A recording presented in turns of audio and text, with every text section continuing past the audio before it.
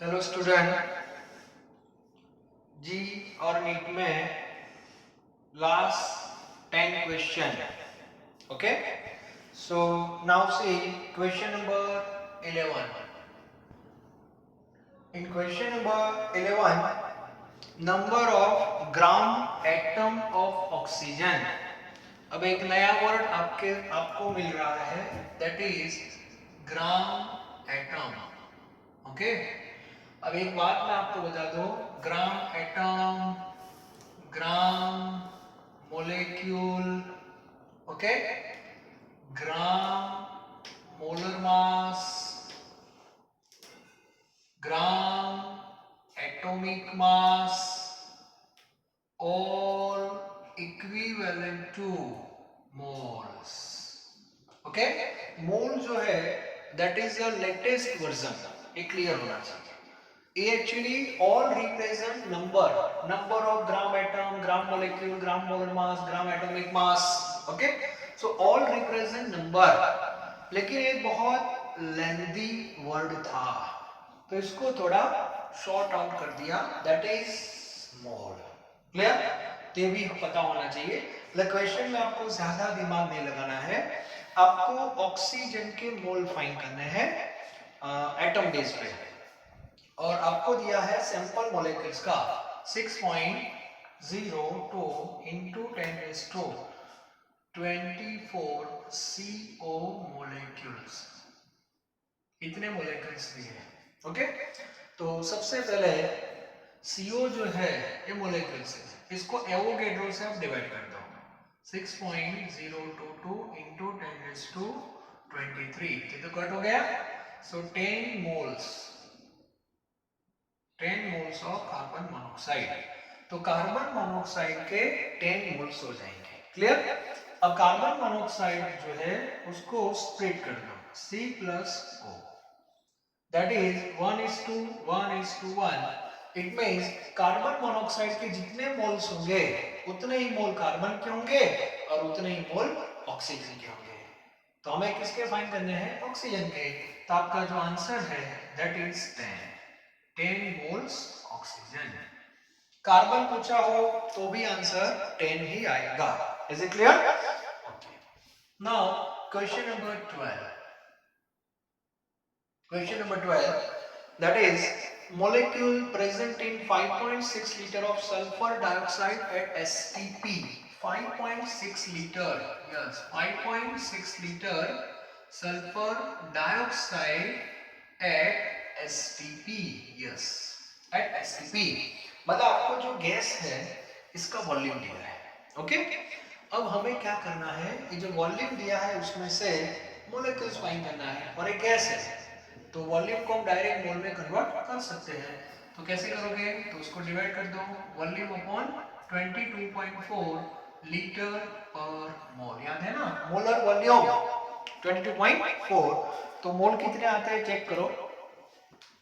तो मोल जो है दैट इज मोल जो आएंगे 0.25. यस, 0.25. सो 0.25 मोल्स किसके आ गए? सल्फर डाइऑक्साइड के मोल आ गए. और इसको एवोगैड्रो से मल्टीप्लाई कर दो. It means 6.022 into 10⁻23. तो ये जो आपका आंसर आएगा that is in terms of molecules. तो आंसर आएगा आपका E. चेक कर देना, आंसर आएगा E. एटम है तो into 3 करना पड़ेगा. Only sulphur atom into 1, only oxygen atom into 2. तो ये सब आपको पता है. ओके, तो आंसर ये आएगा. उसके बाद क्वेश्चन नंबर 13. जो 13 है वो भी इंटरेस्टिंग है थोड़ा.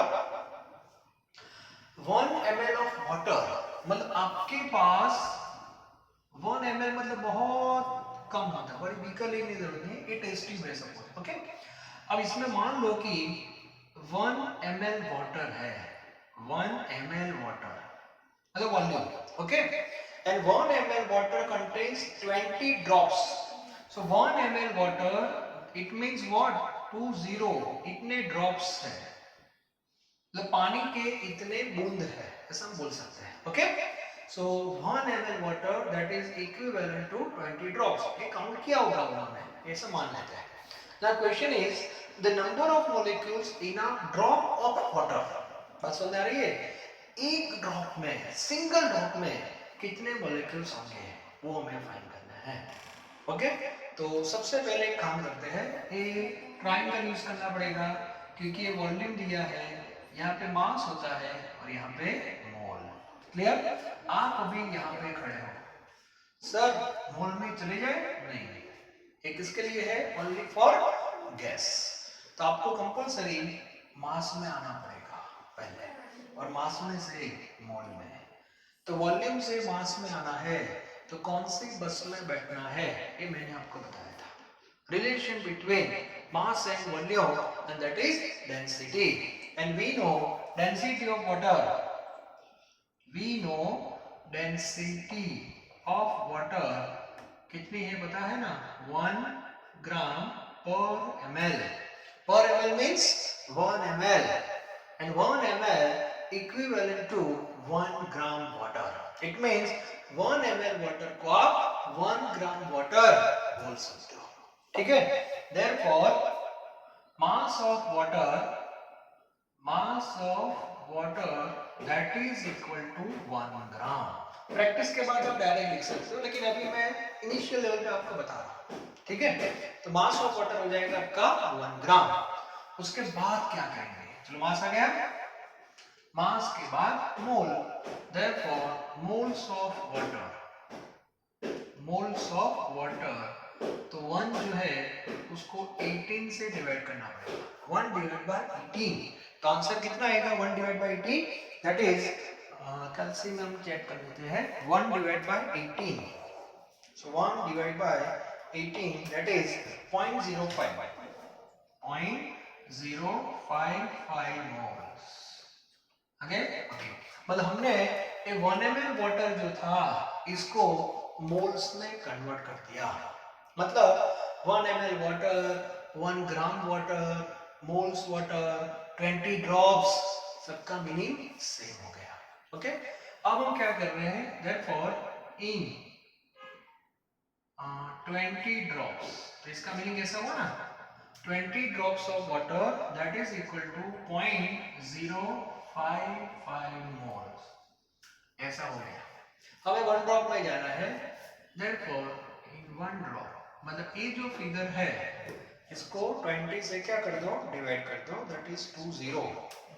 तो डिवाइड कर दिया तो 0.0027 मोल्स इतने आएंगे पर ड्रॉप. पर ड्रॉप मींस 1 ड्रॉप. यस. अब हमें 1 ड्रॉप में कितने मोल्स ऐसा फाइंड नहीं करना है, कितने मॉलिक्यूल्स पूछा है, तो इसको मल्टीप्लाई करना पड़ेगा. 6.022 into 10 raised to 23. So into 6.022, so answer becomes 0.0167 into 10 raised to 23. Standard form में लिखना है 1.67. ओके, दो स्टेप पीछे, so 10 raised to 21. Yes, 1.67 into 10 raised to 21 molecules आपको मिलेंगे in a drop of water, single drop में. क्लियर? इस base पे हम एक क्वेश्चन को सॉल्व कर सकते हैं. तो ये भी एक इंटरेस्टिंग क्वेश्चन है. क्वेश्चन से टेंशन आ जाती है, सर क्या करेंगे, कुछ भी नहीं है, इजी है. ओके, लेकिन डेंसिटी ऑफ वाटर आपको पता होना चाहिए, मोल कॉन्सेप्ट क्लियर होना चाहिए, और कुछ नहीं है. चलो next question number 14. Question number 14. उसमें एक सैंपल है गैस का, कार्बन मोनोऑक्साइड भी है, लेकिन इसकी जो फॉर्मूला दी है वो x के फॉर्म में आपको दी है, x के फॉर्म में, और मोलर मास आई थिंक दिया है, वेपर डेंसिटी दी है. तो वेपर डेंसिटी का कोई ज्यादा टेंशन लेने की आपको जरूरत नहीं है. तो question number 14. A gas is found to have formula COX. Gas है, उसकी फॉर्मूला है COX. मतलब x क्या है वो हमें पता नहीं है, लेकिन इसका वेपर डेंसिटी दिया है. Vapour density means VD. Vapour density that is 70. अब मैंने आपको एक फॉर्मूला दी थी, याद करो, Vd जो है इसको जब 2 से मल्टीप्लाई कर देते हो तो वो जो मोलेक्यूल है इसका आपको मोलर मास मिलता है, ठीक है। Vd into 2 याद रख लेना, ये इंपॉर्टेंट फॉर्मूला है। सो vapour density that is 70 into 2 and that is 140, okay. तो 140 जो है that is the molar mass of this compound. अब मोलर मास हम कैसे फाइंड करते हैं, सबको पता है। जैसे हमें COX इसका मोलर मास फाइंड करना है तो आप क्या करोगे, यहाँ पे x को बाहर ले लो और ब्रैकेट में C प्लस ऑक्सीजन लिखेंगे कि नहीं। अब x को हमें पता नहीं है, कार्बन पता है 12, ऑक्सीजन पता है 16, तो ये कितना हो गया 8 और ये 28x और 28x is equal to 140 that is given. So x is equal to देख लो कितना आएगा, 85 आएगा, ठीक है। तो x is equal to 5। Question simple है, लेकिन कौन सा टॉपिक यहाँ पे आपको हेल्पफुल होगा वो आपको पता होना चाहिए, ओके। चलो इसके बाद फिर से एक स्टोइकोमेट्री जैसा एक कॉन्सेप्ट है 15 में the number of sodium atom in 2 moles of sodium ferrocyanide. आप बोलोगे सर, हाँ मैंने आगे बताया था आपको, सोडियम फेरोसाइनाइड। जब जी और नीट में क्वेश्चन आएगा तब फॉर्मूला नहीं देंगे, मैंने पहले ही आपको बताया था कि 12th के बाद ये सब एग्जाम होती है, तो इसकी फॉर्मूला जब आप कॉम्प्लेक्स पढ़ोगे, चैप्टर का नेम है 12th में कॉम्प्लेक्स कंपाउंड, तब इसकी फॉर्मूला बताएगी। अभी मैं आपको फॉर्मूला दे रहा हूँ, sodium ferrocyanide 3 that is Na4Fe(CN6), ये फॉर्मूला है, ओके। चलो अब इसमें हमको सोडियम पे जाना है, तो इसको हम क्या करते हैं, थोड़ा स्प्लिट करते हैं। चलो अब मुझे बताओ, ये पूरा 1 मोल है तो उसमें सोडियम के कितने मोल है, that is only 4, so you have to write 4Na(Fe1)(6), पूरा लिख देता हूं Cn, okay. Now see the proportion, ये पूरा 1 है, it means 1:2, 4:1:6, yes. It means 1 mole sodium ferrocyanide contains 4 mole sodium atom, 1 mole Fe atom and 6 Cn. Clear? तो hint आपको पास आ गए। अब आपको फाइंड क्या करना है, number of sodium atom in 2 mole, yes 2 मोल। तो इन दोनों पे पहले टिक कर दो, यस, स्टोइकियोमेट्री। तो 1 है तो ये 4 है, देन 4 2 है तो ये कितना होगा, सिंपल 8 मोल Na एटम्स। तो सोडियम के एटम्स आ गए। अब आपको पूछा क्या है, नंबर ऑफ एटम्स, तो इसको मल्टीप्लाई करना पड़ेगा 6.022 into 10⁻23 से, नंबर में आपको जाना है इसीलिए, क्लियर। क्योंकि Na मेटल है और उसके डायरेक्ट नंबर आ जाएंगे, मोलेक्यूल में जाना नहीं है। तो आंसर है 48 समथिंग आ जाएगा into 10⁻23, clear, option D. Now next one that is 16 जो है वो भी इस टाइप का ही है। फॉर्मूला यहाँ पे दी है मैग्नीशियम फॉस्फेट, तो मैग्नीशियम फॉस्फेट की फॉर्मूला है Mg3PO4 ट्वाइस। अब आपको पता होगा फॉर्मूला कैसे बनी, तो हिंट दे रहा हूं मैं, मैग्नीशियम आयन का चार्ज +2 होता है और फॉस्फेट का होता है -3। चलो अब मुझे बताओ इसका कॉम्बिनेशन कैसे होगा, तो ये तो +2 है और ये तो -3 है, तो इसको 3 से मल्टीप्लाई कर दो और इसको 2 से कर दो, तो ये हो जाएगा +6 और ये हो जाएगा हमारा -6, clear. So Mg2 plus into 3, so Mg3 PO4 that is into 2 that is twice। तो फॉर्मूला ऐसे बनती है, ओके। अब इसको हम स्प्लिट कर देते हैं, so which contain 3Mg plus 2PO4, clear. ऐसा लिख सकते हैं ना कि 2 प्लस और 3 ऐसे। सो प्रोपोर्शन इज 1:3:2। अब क्वेश्चन पढ़ो, how many moles of magnesium phosphate, मतलब इसके मोल्स हमें फाइंड करने हैं, क्लियर, रिएक्टेंट के। will contain 0.25 moles of oxygen. Oxygen पूछा है, एक काम कर लेते हैं, चलो इसको ऐसे नहीं एटम में डिवाइड कर देते हैं, 3 mg plus 2p plus 8 oxygen. Yes. So 1:2, 3:2, 2:8. Yes, ऐसे क्योंकि हमें ऑक्सीजन में जाना है इसलिए, तो PO4 को भी डिवाइड करना पड़ेगा. ओके, नाउ सी ऑक्सीजन 0.25 है, ये 0.25 है. अब बताओ, जब ये 8 मोल है तो सामने 1 है कि नहीं, सो 0.25 के लिए ये कितना चाहिए, therefore 1 into 0.25 divided by 8 and answer becomes 3 पहला जो आंसर आएगा वो तो मोल में आएगा, तो मोल में कितना आ रहा है 0.03125,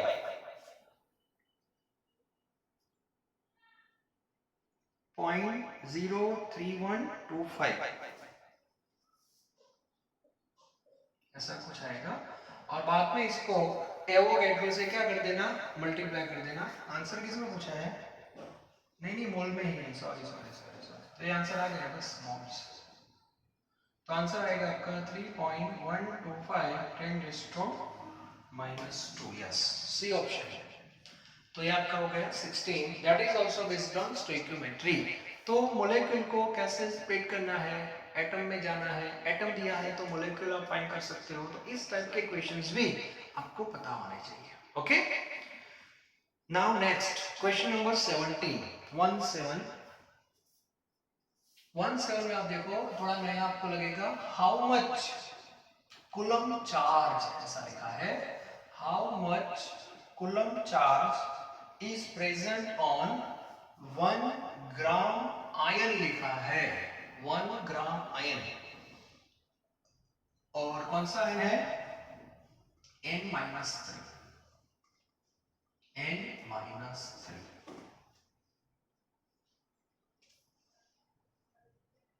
चलो थोड़ा नया क्वेश्चन है आपके लिए. Question number 17. हमारा कॉन्सेप्ट ही जाना है और कुछ नहीं है. पहले तो लिखो 1 ग्राम N-3 ऐसा लिखा है, ये आपका सैंपल है, मतलब आपको आयन जो है इसका मास दिया है. ओके, चलो पहले उसको मोल में कन्वर्ट करते हैं. तो मोल में कन्वर्ट कैसे करोगे, तो नाइट्रोजन का एटॉमिक मास 14 है, तो 1 को 14 से क्या कर दो, डिवाइड कर दो, तो ये जो आपका आंसर आएगा वो मोल्स में आ जाएगा. चलो अभी हम ऐसे लिखेंगे. ओके, ये मोल्स आ गए. चलो मोल के बाद नंबर में जाना है, मतलब 1/14 जो है इसको 6.022 इंटू 10⁻23 से क्या कर दो, मल्टीप्लाई कर दो, तो ये हो जाएंगे आयंस. इतने आयंस हो जाएंगे, N-3 आयंस. हाँ, इतने आयंस आपके पास है, नंबर आ गया. इसको सॉल्व कर देते हैं. चलो सॉल्व कर ही देते हैं. 6.022 divide by 14, so 0.43 into 10⁻23 N-3 ions.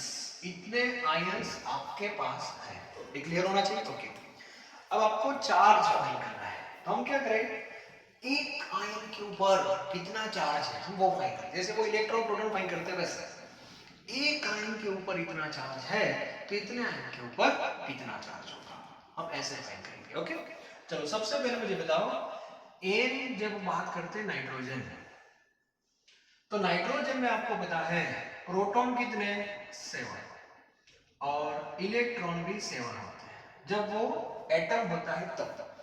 और प्रोटॉन जो होता है इसके ऊपर आपको पता है प्रोटॉन का चार्ज 1.6 इंटू 10⁻⁻19 कूलम होता है, और इलेक्ट्रॉन का चार्ज भी सेम होता है.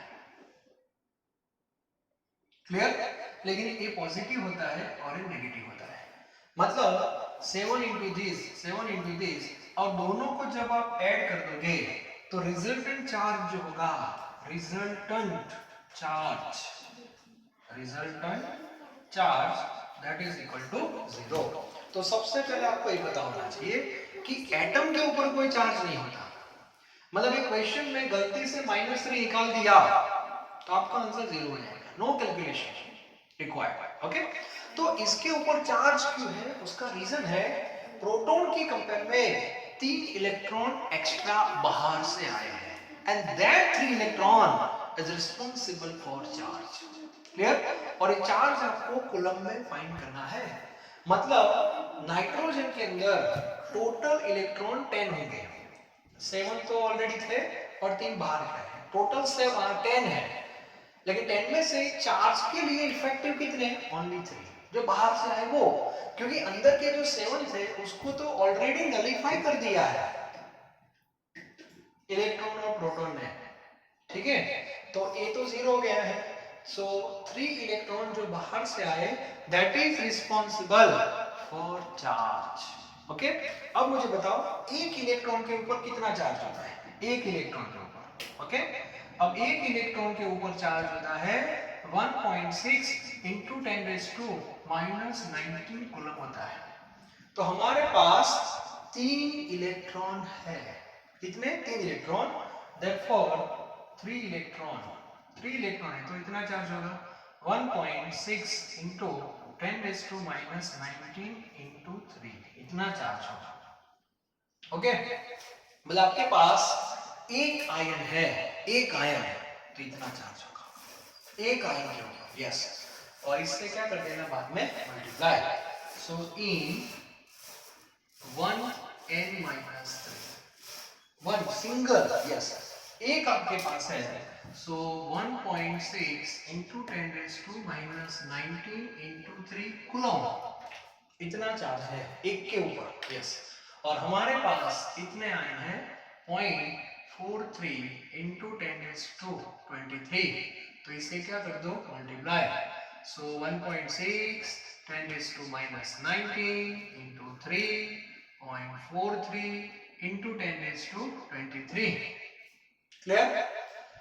तो इतना चार्ज होगा, तो इसको जब आप सॉल्व करोगे तो आपका जो आंसर है वो 2.064 इंटू 10⁻14 कूलम आएगा। इतना आंसर आएगा टोटल चार्ज। ठीक है, तो ये क्वेश्चन बहुत इंटरेस्टिंग है, लेकिन पता होना चाहिए कि चार्ज जो है वो देगा कौन? नॉट ऑल इलेक्ट्रॉन, ओनली 3, क्योंकि प्रोटॉन नलिफाई कर देगा। बात समझ आ रही है? ओके, चलो अब आगे बढ़ते हैं। और ये चार्ज नेगेटिव में रहेगा क्योंकि इलेक्ट्रॉन के बेस पे इसे मान लो कि सर आप बोलोगे पॉजिटिव आयन है तो क्या होगा? दिमाग लगाओ, पॉजिटिव है तो इसमें प्रोटॉन जो है वो तो 7 ही होंगे, लेकिन इलेक्ट्रॉन आपके कितने हो गए? इलेक्ट्रॉन हो गए 7 में से 3 चले गए, दैट इज 4। ओके, तो a प्लस 4 को a प्लस -4 को तो इसका +4 क्या कर देगा? नलिफाई कर देगा, तो इसके पास 3 एक्स्ट्रा रहेंगे कि नहीं? तो आंसर वही आएगा लेकिन प्लस में आएगा। अभी आंसर आपका नेगेटिव में आएगा, मेंशन नहीं किया लेकिन नेगेटिव में आंसर आता है। ओके, अब एग्जाम में आप देखना रेफरेंस बुक में ये जो क्वेश्चन है उसमें थोड़ा मॉडिफिकेशन भी आता है, कभी कभी रेफरेंस बुक में प्रिंटिंग मिस्टेक भी हो जाती है। ओके, अभी ये 1 ग्राम के बेस पे हमने उसको सॉल्व कर दिया तो ये आंसर आपका आ गया और ऐसा ही आंसर है। अब कुछ रेफरेंस बुक वाले गलती से क्या करते हैं, प्रिंटिंग मिस्टेक में ऐसा डाल देंगे 1 ग्राम मोल डाल देंगे, ऐसे डाल देंगे 1 ग्राम मोल। तो 1 ग्राम मोल का मीनिंग क्या होता है? 1 मोल। यस, तो इसका मीनिंग हुआ कि लोगों ने n-3 पहले से ही 1 मोल ले लिया, मतलब इसको 14 से डिवाइड करने की जरूरत नहीं है। बात समझ आ रही है? ओके, मोल दे ही दिया तो क्या प्रॉब्लम है? तो आपका ये 114 वाला पार्ट आएगा नहीं, डायरेक्ट टेबल आएगा, बस ये पूरा इतना ही आएगा और ये नंबर से मल्टीप्लाई कर देना, बस डायरेक्ट इससे मल्टीप्लाई कर देना इसको, तो वो आंसर आएगा आपका। तो ये भी मैं आपको बता रहा हूँ। ओके, तो एमसीक्यू सॉल्व करना मतलब बीच बीच में कुछ पॉइंट्स होते हैं, कभी कभी एमसीक्यू में कोई फिक्स नहीं होता, मैंने पहले बता दिया। इसको मैं 1 ग्राम मोल कर दूं तो पूरा आंसर का चेंज हो जाएगा और आप ये आंसर लिख के आ जाओगे, ये भी ऑप्शन में होगा। यस, हाँ ऐसा था, 2.064 रट्टा मार दिया फिर आपको नींद नहीं आएगी। ठीक है, तो ये भी क्लियर होना चाहिए। 1 मोल अलग चीज है, 1 gram. Mass and mole both are different. Okay? So ये हो गया आपका question number 17. Now question number 18 पढ़ो अच्छी तरह. That is based on neutralisation. फिर से आ गया न्यूट्रलाइजेशन. किसके बीच में होता है? Neutralisation that is between acid and base. ये पता होना चाहिए. सेकंड थिंग, कंप्लीट न्यूट्रलाइजेशन का मीनिंग होता है number of gram equivalent of acid is equal to number of gram equivalent base. दोनों के कौन से नंबर सेम होने चाहिए? मोल नहीं, ग्राम इक्विवेलेंट. 3 नंबर मैंने बताया है, mole, gram, equivalent, gram formula. Gram formula का फिलहाल कहां पे भी उपयोग, वो भी यूज नहीं होता. ठीक है? सो ग्राम इक्विवेलेंट है वो न्यूट्रलाइजेशन में हेल्पफुल होगा. तो अभी से कॉन्सेप्ट माइंड में सेट कर दो. आगे आपका एक चैप्टर पढ़ना है इक्विलिब्रियम. वहां पे इसकी बहुत जरूरत पड़ने वाली है. इसीलिए मैं न्यूट्रलाइजेशन का जो कॉन्सेप्ट है वो कहां पे ले जा रहा हूं? ग्राम इक्विवेलेंट पे ले जा रहा हूं. और ग्राम इक्विवेलेंट नंबर कैसे फाइंड करता है वो भी आपको पता होना चाहिए. कैसे फाइंड करते हैं? मास को इक्विवेलेंट मास से डिवाइड करते हैं. और इक्विवेलेंट मास कैसे फाइंड करते हैं? मोलर मास को एबीवी से डिवाइड करते हैं. ये पूरा कॉन्सेप्ट आपका क्लियर होना चाहिए. Okay? Now see question number 18. So in question number 18, see the question. 1.25 gram of solid dibasic acid. Yes, आपके पास solid dibasic acid है, solid है. ओके? मतलब सॉल्यूशन नहीं है. Yes, dibasic. डाइबेसिक का मीनिंग हो गया कि आपको बेसिसिटी दे दी. कितनी? 2. क्लियर? और इसका मास आपको दिया है 1.25 ग्राम. और ये 100% न्यूट्रलाइज हो गया. ओके? और इसको न्यूट्रलाइज किया क्या ऐड करके? उसमें डाल दिया 25 ml. 25 ml 0.25 molar means M BaOH twice. ये सॉल्यूशन है, ये आपको दे दिया है बस. ठीक है? मतलब ये बीकर में होगा, ऐसा मान लो ये बीकर में है. और ये बीकर में ये 0.25 ग्राम डाल दिया. या तो 0.25 ग्राम बाउल में था, इसमें सॉल्यूशन डाल दिया. दोनों को वेल शॉट मिक्स कर दिया और सॉल्यूशन हो गया आपका neutral. It means pH becomes 7. Okay? तो इसमें हमें फाइंड क्या करना है? Molar mass of acid. ये जो एसिड है इसका मोलर मास, क्योंकि अननोन है, इसका हमें मोलर मास फाइंड करना है. तो ये क्वेश्चन भी इंटरेस्टिंग है और इंपॉर्टेंट भी है. फिर से एक बार न्यूट्रलाइजेशन का कॉन्सेप्ट हमें सेट करना है. ठीक है?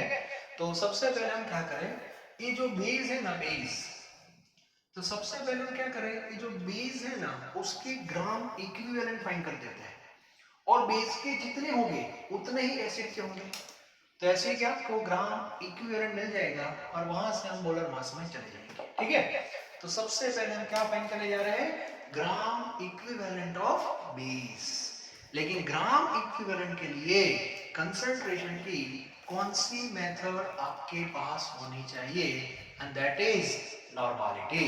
तो सबसे पहले ये जो मोलारिटी है इसको नॉर्मालिटी में क्या कर दो? कन्वर्ट कर दो. तो आप कैसे करोगे? For that we have relation x normal is equal to y molar into ABB.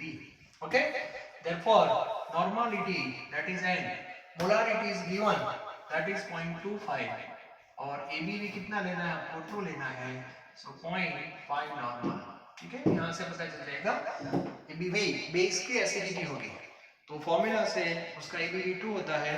तो हमारे पास ये 0.5 नॉर्मल आ गया. ओके?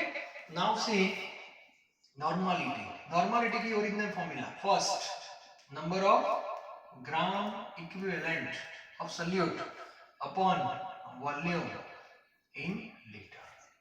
ये फॉर्मूला से हम फाइंड कर सकते हैं number of gram equivalent of base. Normality into volume NV. Normality that is 0.5, volume in litre. So 25 जो दिया है उसको इनटू क्या कर दो 10⁻⁻3। तो ये जो फिगर आएगा that is number of gram equivalent of acid also, number of gram equivalent of acid. चलो आ गया कि नहीं? जो बेस का है भाई एसिड का होगा। अब बेस को भूल जाओ, अब वहां पे चले जाते हैं। चलो अब नंबर की फॉर्मूला बताओ कि नंबर कैसे फाइंड करते हैं। So number of gram equivalent of acid is equal to given mass upon equivalent mass. ठीक है, जैसे given mass upon molar mass करते हैं तो हमें नंबर कौन सा मिलता है, मोल मिलता है। तो गिवन मास अपॉन इक्विवेलेंट मास करने से कौन सा नंबर मिलेगा, दैट इज ग्राम इक्विवेलेंट। अब ये नंबर तो आपके पास आ गया, एक क्लियर है, आपके पास मास भी है, इक्विवेलेंट मास आपके पास नहीं है। ओके, तो इसके अंदर ही मैं सेट कर देता हूं। चलो तो मास तो ऊपर रहेगा, इसकी फॉर्मूला क्या है, that is molar mass upon ABV. ABV कहां जाएगा, ऊपर। हो गया।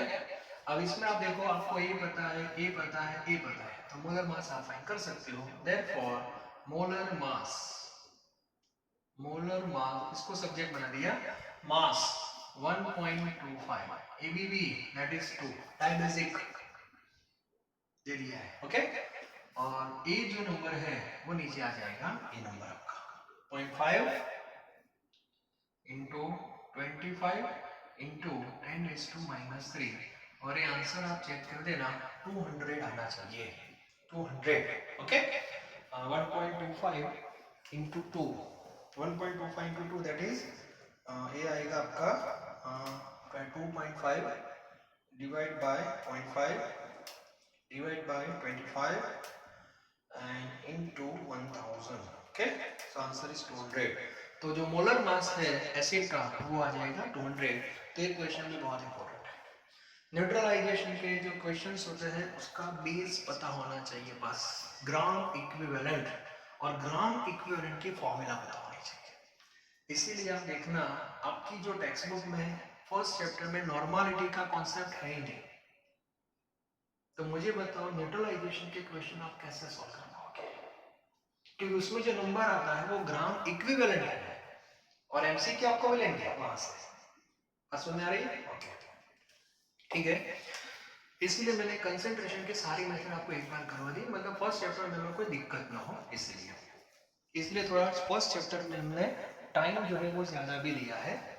फिर भी ये कुछ टॉपिक्स अभी बाकी है, छोटे छोटे, आप देख लेना, वो भी करेंगे, टेंशन मत लेना। Okay, question number 8, number of hydrogen atoms, ये लिख देना, इंपॉर्टेंट क्वेश्चन है, ये न्यूमेरिकल भी हम, हाँ यहाँ पे डायरेक्ट नॉर्मलिटी है तो ये करने की जरूरत नहीं है।